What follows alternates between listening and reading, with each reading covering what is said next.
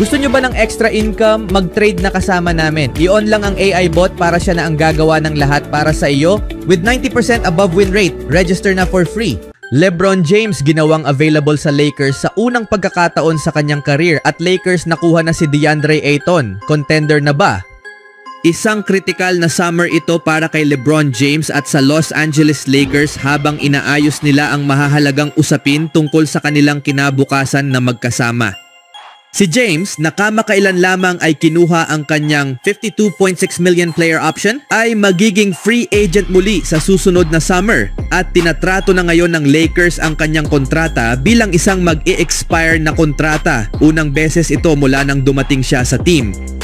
Sa mga usapan ko nitong nakaraang 3 araw, naging malinaw na tinitingnan ng Lakers si LeBron bilang isang expiring contract at baka mukhang pangkaraniwang pahayag lang yan pero hindi yan maliit na bagay. Hindi pa kailanman naging expiring contract si LeBron, literal, ayon kay Brian Windhorst ng ESPN sa First Take.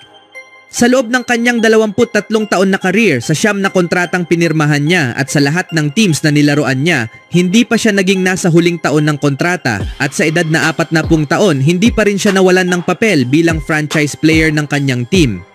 Sa sitwasyon ngayon ng Lakers at LeBron, kahit sino pa ang gustong paikutin ang kanilang bersyon ng istorya, hindi talaga nagkaroon ng seryosong pag-uusap tungkol sa contract extension. At sa loob ng 20 taon, lahat ng teams na nilaruan ni LeBron ay gusto palaging makipag-usap tungkol sa extension ng kanyang kontrata.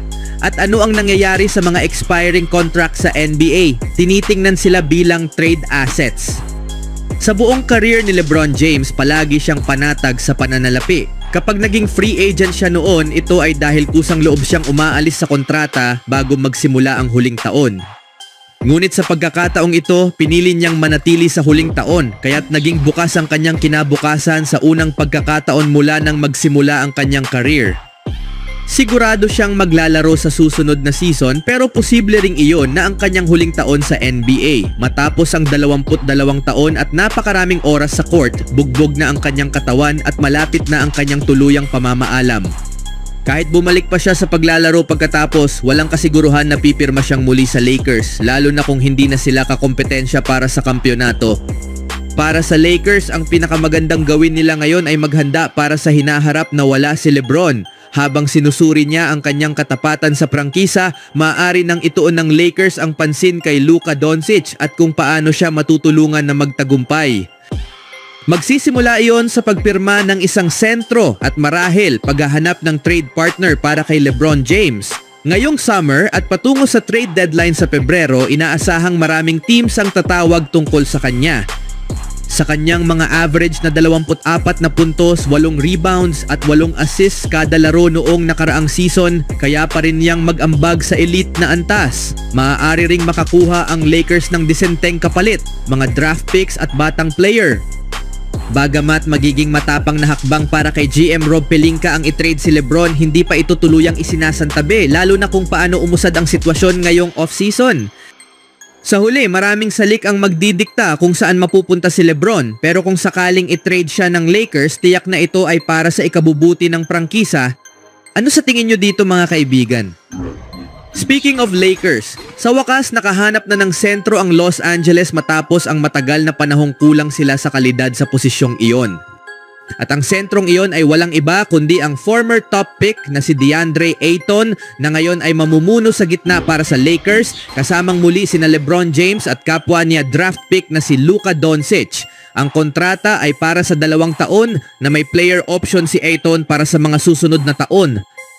Kaya't simulan na natin at itanong ang mga mahahalagang tanong. Si Ayton ay magbibigay sa Lakers ng matatag na double-double presence. Kayang-kaya niyang kumuha ng 10 rebounds bawat laro na tila hindi niya kailangan magpursige dahil may career average siyang 10 rebounds sa loob ng 7 season. Ang opensa naman niya na kalimitang nanggagaling sa malapit sa basket at sa maiikling mid-range shots ay madalas pagtalunan dahil pabago-bago ang kanyang performance sa buong career niya. Noong nakaraang season na ikalawa at huli niya sa Portland, bumaba ang kanyang average sa 14 na puntos kumpara sa mga nakaraang taon kung saan umaabot siya ng 17 hanggang 18 puntos kada laro. Malaki ang epekto ng fit, sitwasyon, role at effort sa kung gaano siya kakomportable hawakan ng bola at kung gaano siya kadedikado.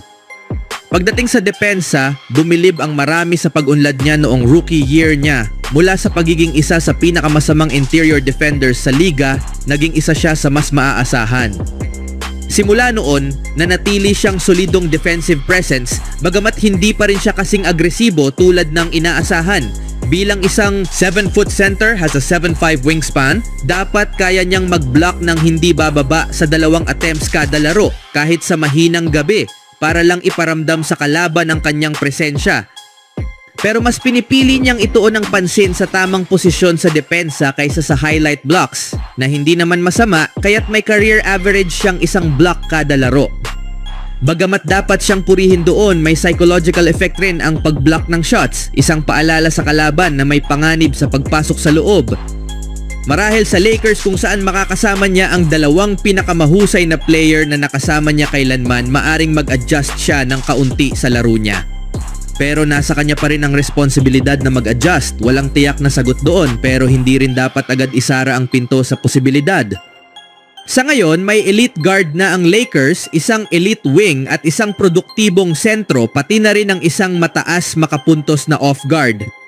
Ang kombinasyon ni Doncic, James, Ayton at Austin Reeves ay tiyak na nagbibigay sa Lakers ng solidong pundasyon para makabuo ng malakas na team kahit na nawala nila si Dorian Finney-Smith sa free agency.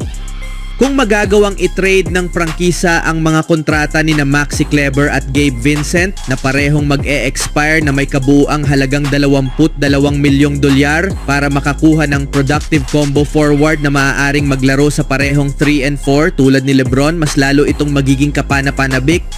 Siyempre, kailangan ng buong commitment ng roster para maging posible ang anumang pag-asa na magkampeon. Kailangan bawasan ni Doncic ang pagrereklamo sa referees. Kailangang muli ni LeBron na lampasan ang hangganan ng edad. Kailangang panatilihin ni Ayton ang kanyang konsentrasyon mula Oktubre hanggang Hunyo. Walang patid sa buong mahabang season. Yan ang pinakamababang pamantayan na kailangang matupad ng Lakers at ang mga iyon ay hindi maaaring ipagwalang bahala kung talagang gusto nilang magtagumpay sa kampanya para sa kampyonato. Hindi sapat ang talento lang, kailangan ng disiplina, consistency at 100% commitment mula sa buong team mula simula hanggang dulo ng season. Ngayong off-season, malaki pa ang pwedeng mangyari. May pagkakataon pa ang Lakers na ayusin ang kanilang roster, maghanap ng tamang piraso sa trade market o palakasin ang team chemistry. Ang tanong, makakahanap ba sila ng paraan para muling maging contender? Tingnan natin sa mga susunod na linggo kung anong mga hakbang ang isasagawa ng prangkisa dahil bawat galaw ay mahalaga kung gusto talaga nilang makabalik sa rurok ng NBA.